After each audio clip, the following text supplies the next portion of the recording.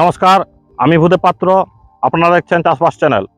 বৈজ্ঞানিক পদ্ধতিতে কিভাবে টমেটো চাষ করা হয় এবং তার পরিচর্যা কিভাবে নিতে হবে তা নিয়ে বিস্তারিত আলোচনা করব আজকের ভিডিওতে। তাহলে শুরু করছি আজকের ভিডিও, বৈজ্ঞানিক পদ্ধতিতে টমেটো চাষ এবং তার পরিচর্যা।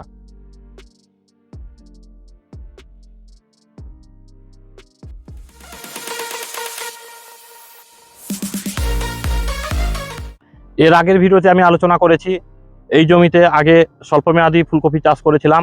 কপি লাগানোর ঠিক 1 মাস পরে টমেটো লাগিয়ে দিয়েছিলাম। তারপর টমেটো গাছ বেঁচে গিয়েছিল এবং একদিক থেকে প্রায় টমেটো লাগানোর 15 দিন পরে কপি বের হয় এবং কপি শেষ হতে প্রায় 1 মাস লেগে যায়।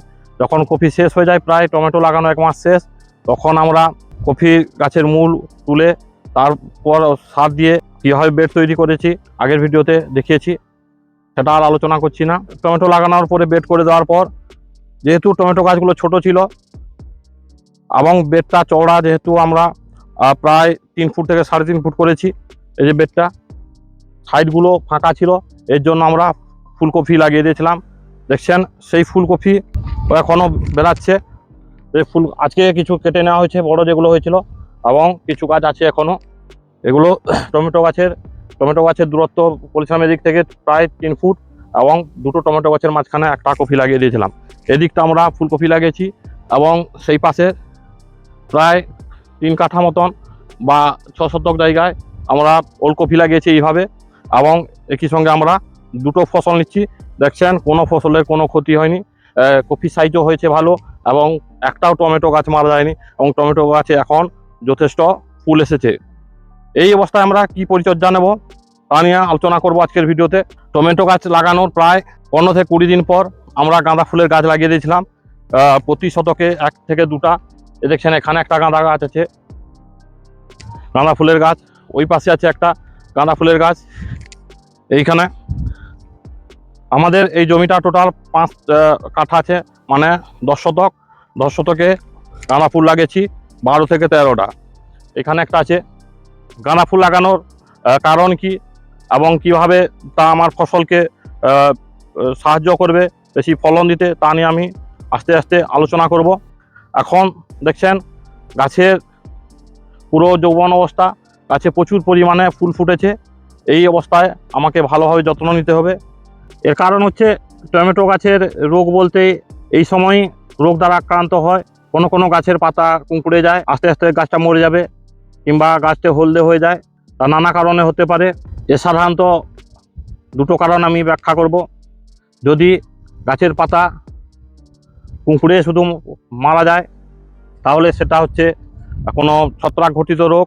তার জন্য আমি এর আগের থেকে প্রায় 20 থেকে 25 দিন অন্তর অন্তর ছত্রাকনাশক স্প্রে করেছি, যেটাতে ম্যাঙ্কোজেব এবং কার্বনিজিম আছে, সেই প্রকার ছত্রাকনাশক। কারণ 2 প্রকার ছত্রাকনাশক একসঙ্গে কাজ করলে সেটা শক্তিশালীভাবে কাজ করবে, যার ফলে সহজে ছত্রাক আক্রমণ করতে পারবে না। আর একটা কারণ হচ্ছে বোরনের অভাবেও গাছের পাতা কুঁকড়ে যায়। তার জন্য বোরন প্রতি লিটার জলে 2 থেকে 2.5 গ্রাম করে প্রতি 20 থেকে 25 দিন অন্তর স্প্রে করেছি। এখন আমার গাছের অবস্থা পুরোপুরি ঠিক আছে, একটা গাছও কোনো জায়গায় কুঁকড়ায়নি, এবং গাছে যথেষ্ট পরিমাণে ফুল আছে। গাছ মরে যাওয়ার আরেকটা কারণ হচ্ছে ভাইরাস আক্রমণ।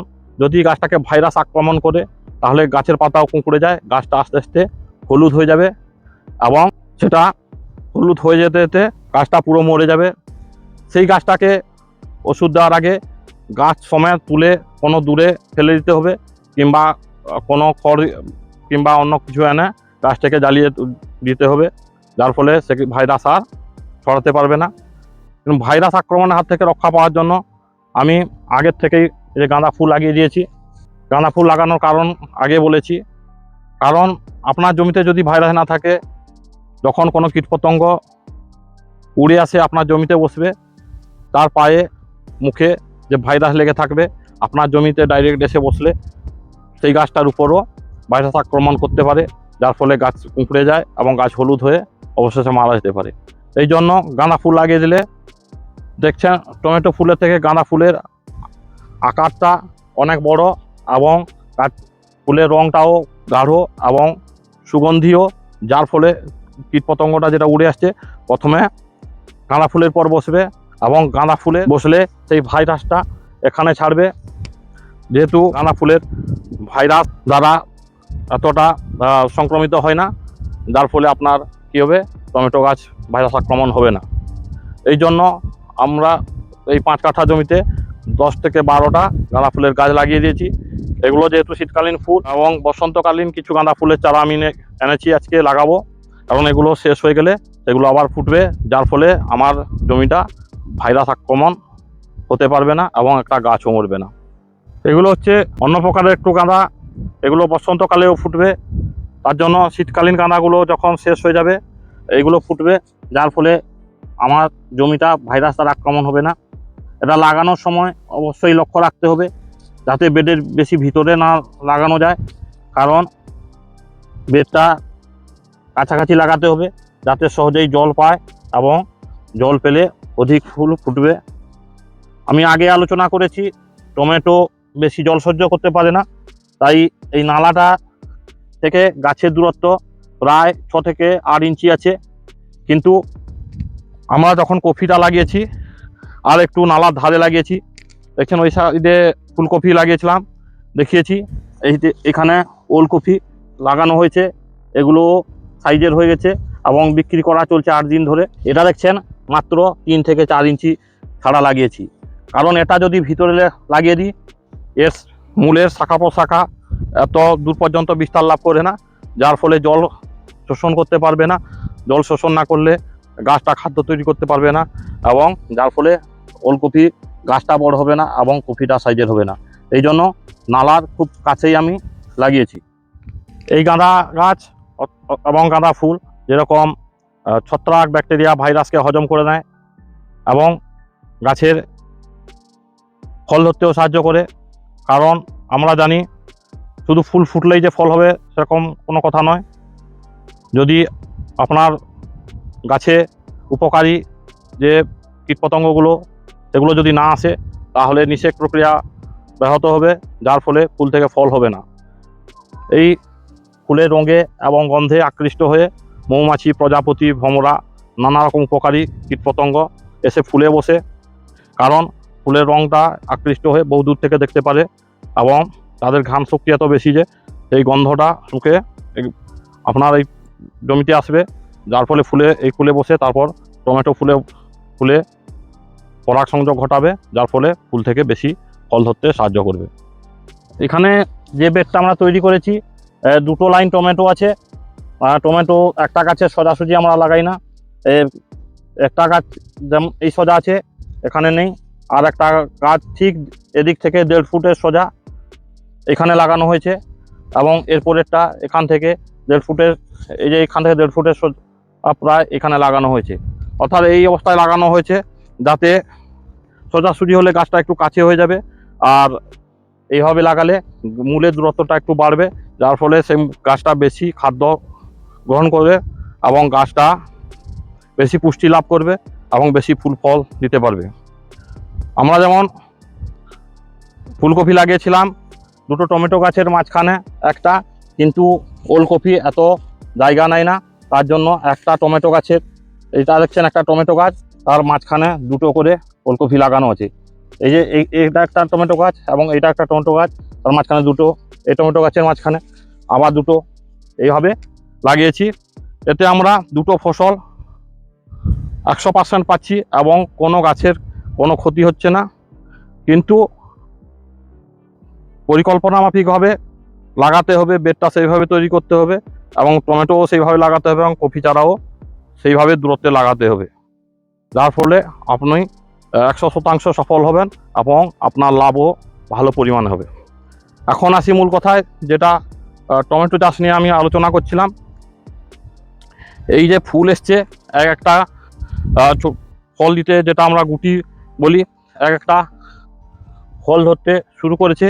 এই অবস্থায় আমি গাছে কি ব্যবহার করব যার ফলে আমার একটা ফুল নষ্ট হবে না এবং প্রচুর পরিমাণে টমেটো ধরবে। এই অবস্থায় আমি পিজিআর ব্যবহার করব। পিজিআর তো অনেক ধরনের আমরা ব্যবহার করে এসেছি, ম্যারাকুলান, বুস্টার, ঔষধ, কিন্তু আমি 6 মাস ধরে একটা নতুন পিজিআর পেয়েছি। এটা সম্পূর্ণ জৈবিক পিজিআর, উইলো উইড কোম্পানি বন্ড। এটা আছে মাত্র 3 গ্রাম। এটা এক ট্যাঙ্কি জ্বলে, অর্থাৎ 15 থেকে 16 লিটার জ্বলে। এটাই দিলে কার্যকরী করবে। এবং এর আগে আমি বেগুন, বরবটি, ঝিঙ্গা চাষে ব্যবহার করে দেখেছি, এর কার্যকারিতা প্রচুর। এর কোনো আমি অ্যাডভার্টাইজ দিচ্ছি না, এটা আমি ব্যবহার করছি এবং ফল ভালো পেয়েছি, এর জন্য এটা আমি বলছি। এর দাম হচ্ছে 90 টাকা। এর কাজ কি? এটা প্রথমত মূলের শাখা প্রশাখা বৃদ্ধি করে এবং মূলকে জল এবং খনিজ লবণ শোষণে সাহায্য করে। গাছ বেশি পরিমাণে জল এবং খনিজ লবণ তুলতে সাহায্য করলে খাবার তৈরি করতে তার সুবিধা হয় এবং কাণ্ডের শাখা প্রশাখা বৃদ্ধি ঘটায়। ফুল ফুটতে সাহায্য করে, ফুল থেকে ফল ধরতে সাহায্য করে এবং কুয়াশা বৃষ্টির হাত থেকে এবং রোগ প্রতিরোধ ক্ষমতা গড়ে তুলতে গাছকে সাহায্য করে। এই পিজিআরটার এত গুণ আছে, তার জন্য এটা আমি ব্যবহার করব। এটা পাউডারের আকারে আছে এবং খুব সামান্য পরিমাণে, মাত্র 3 গ্রাম ওজন। আমরা সরাসরি জলে, ট্যাঙ্কে জলে ঢালবো না, কারণ এটা ভালোভাবে না মিশালে বসে থাকবে এবং শুধুই জলটাই স্প্রে করা হবে। এর জন্য কোনো একটা পাত্রে কিছুটা জল নিয়ে এটাকে ভালোভাবে নাড়িয়ে দিতে হবে। পাউডারের আকারে আছে কিন্তু শুকনো নয়, একটু ভিজে টাইপের। এটাকে আমি সম্পূর্ণটাকে জলে ভালোভাবে ঢালবো। ঢালার পর এটাকে ভালোভাবে নাড়িয়ে নিতে হবে। নাড়িয়ে নিলে জলটা মিষ্টি রঙের হয়ে যাবে। এখন এটাকে ভালোভাবে স্প্রে করে দিতে হবে, যেন প্রত্যেকটা গাছে ভালোভাবে পায়। এবং পিজিআর আমরা ব্যবহার করার আগে জমির আর্দ্রতা দেখে নেব। মাটিতে আর্দ্রতার পরিমাণ যেন যথেষ্ট পরিমাণে থাকে, নাহলে গাছে সেটা ভালোভাবে কাজ করবে না। যদি বৃষ্টি হয়ে যায় ভালো কথা, বৃষ্টি না হলে প্রথমে সেচ দিয়ে দিতে হবে। তার 2 থেকে 3 দিন পর অবশ্যই পিজিআর স্প্রে করতে হবে। কেন এইভাবে ভালো করে এইভাবে স্প্রে করে দিতে হবে। এতে গাছের মূলের সঙ্গে সঙ্গে শাখা প্রশাখার বৃদ্ধি ঘটবে। শাখা প্রশাখার বৃদ্ধি ঘটলে ফুল বেশি ফুটবে এবং গাছে ফুল ধারণ ক্ষমতা বাড়বে, যার ফলে একটাও ফুল নষ্ট হবে না এবং বেশি পরিমাণে ফল পাবো।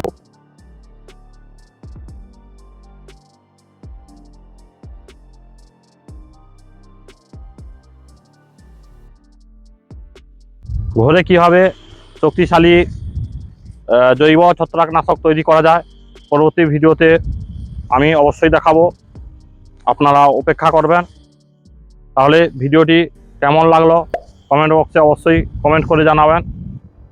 ভালো লাগলে লাইক ও শেয়ার করবেন এবং চ্যানেলটিকে সাবস্ক্রাইব করে বেল আইকনটিকে অল করে দিবেন এইরূপ গুরুত্বপূর্ণ ভিডিও পাওয়ার জন্য। ধন্যবাদ।